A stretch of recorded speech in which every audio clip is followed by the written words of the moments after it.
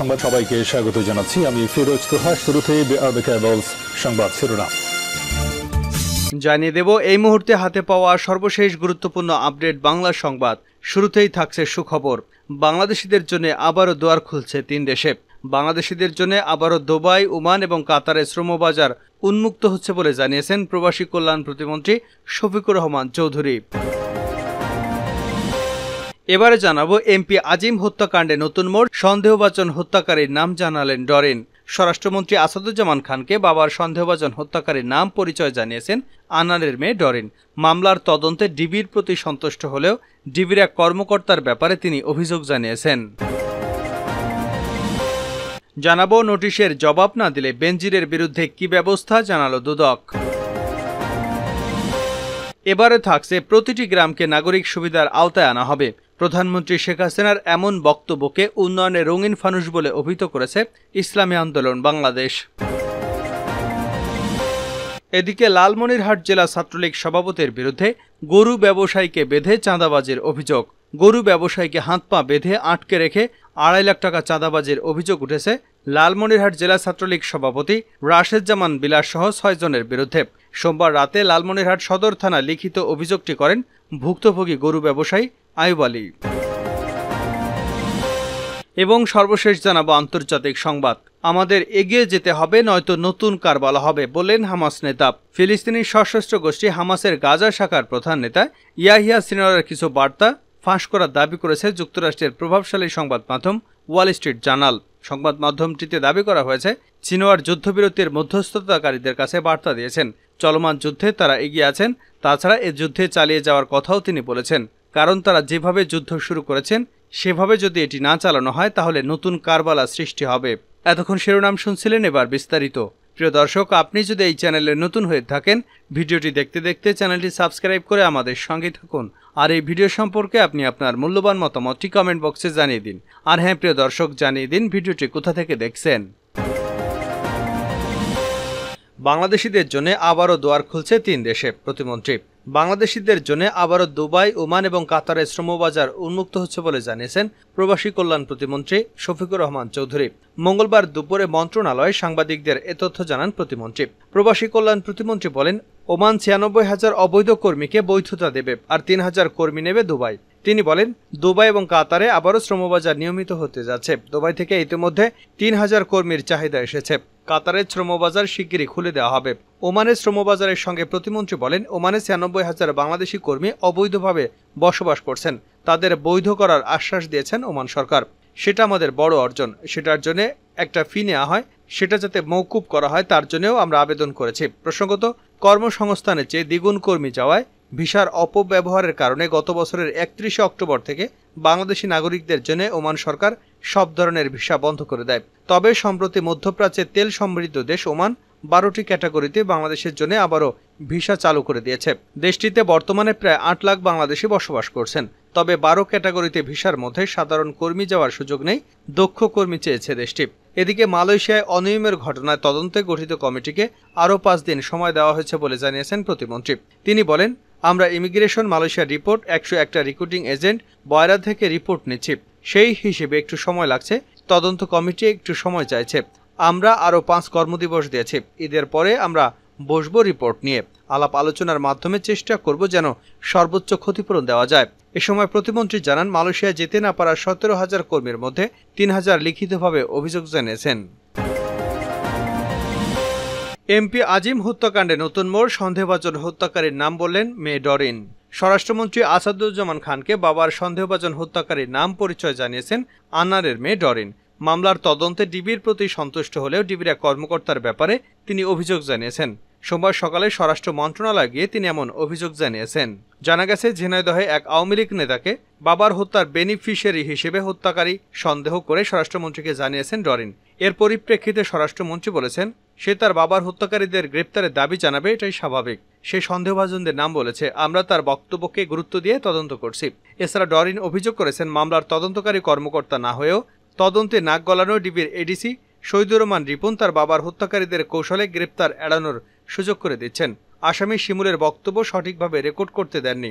বিষয়টি তদন্ত করে দেখা হবে জানিয়েছেন স্বরাষ্ট্রমন্ত্রী। তিনি বলেছেন, বরিশাল জেলায় বদলির পরও কেন এতদিন ছাড়পত্র নেয়নি এবং কী উদ্দেশ্যে নিজেকে তদন্ত কর্মকর্তা হিসেবে পরিচয় দিয়েছে তাও খতিয়ে দেখা হবে।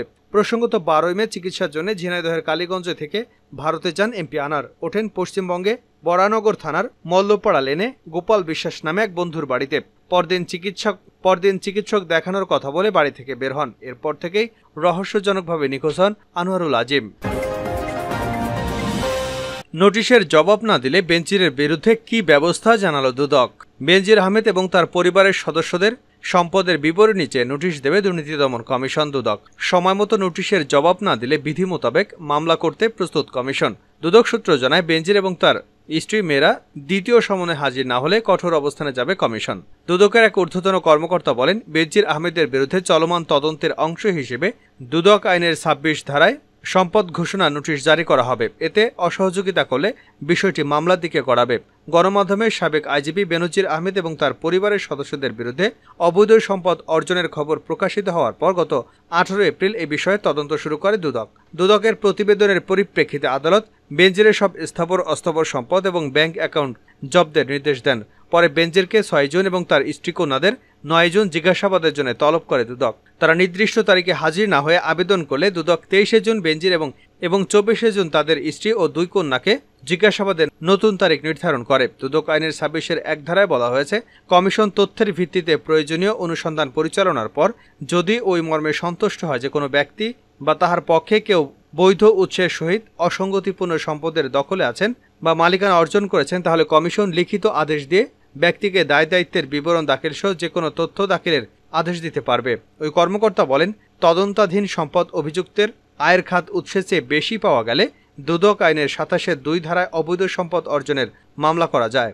27-2 ধারায় বলা হয়েছে, যদি প্রমাণিত হয় যে অভিযুক্ত ব্যক্তি নিজ নামে বা তার পক্ষে জ্ঞাত আয়ের উৎসের সঙ্গে অসঙ্গতিপূর্ণ স্থাবর অস্থাবর সম্পত্তির মালিকানা অর্জন করেছেন বা দখলে আছেন, তাহলে আদালত অনুমান করবে অভিযুক্ত ব্যক্তি ওই অপরাধী বা দোষী।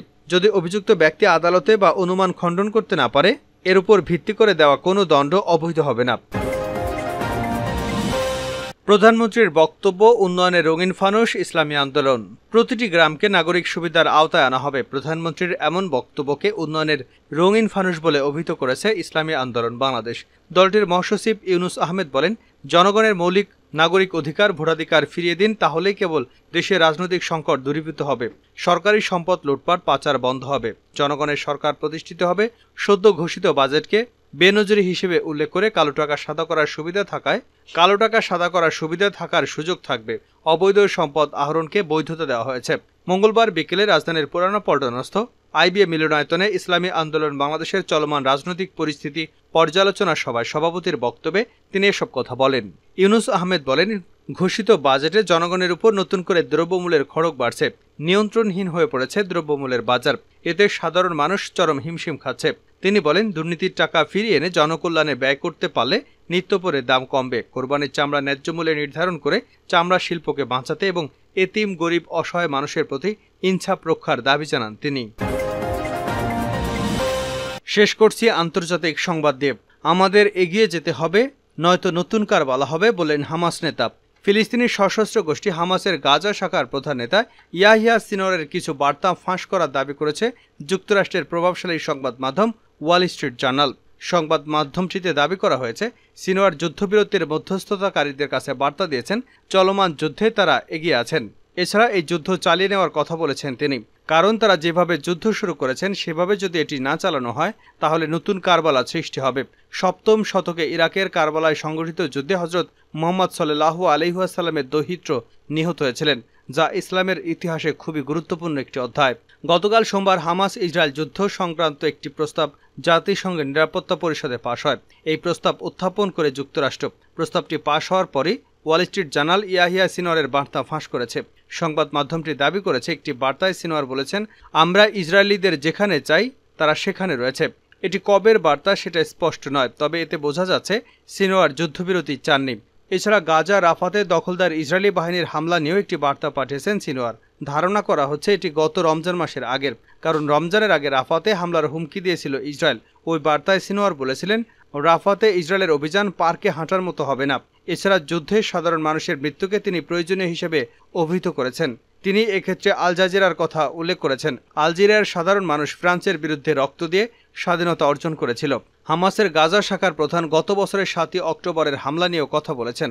দখলদার ইসরায়েলের অবৈধ বসতিতে ওই দিন হামলার পরই ইসরায়েলের গাজার বর্বরতা শুরু হয়।